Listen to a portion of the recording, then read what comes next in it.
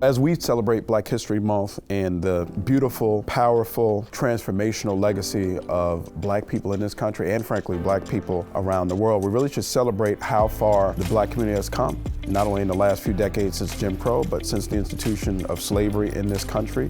Unfortunately, many of us do not know our history as Americans in our country.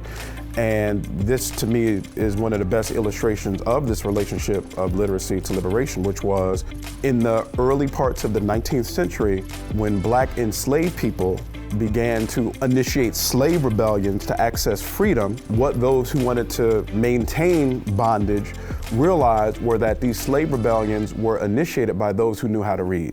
Nat Turner led a slave rebellion in Virginia in 1831. He began to read about what it was that was said about who he was as a Black person. He began to raise a series of questions that challenged the assumptions of slavery, and then that compelled him to do something about it. Shortly after that rebellion was quelled and he was killed, state said the capacity to read tends to incite dissatisfaction in the minds of the enslaved persons and can push them toward rebellion. So we're going to make it a crime to teach Black folks how to read, and these type of laws then proliferated throughout the South.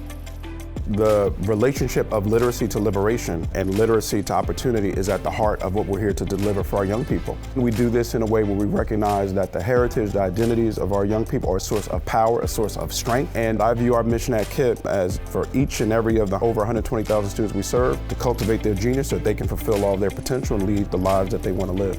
Every step of the way, Black leaders and allies of all backgrounds fought to make this country better, fought to make this country begin to live out its ideals in a more tangible and a more serious way. And so we're going to celebrate the richness and the power and the beauty and the strength of the Black community. We're going to do this each and every day because we know the history and the background of Black folks is beautiful, and we got to make sure our young people know that.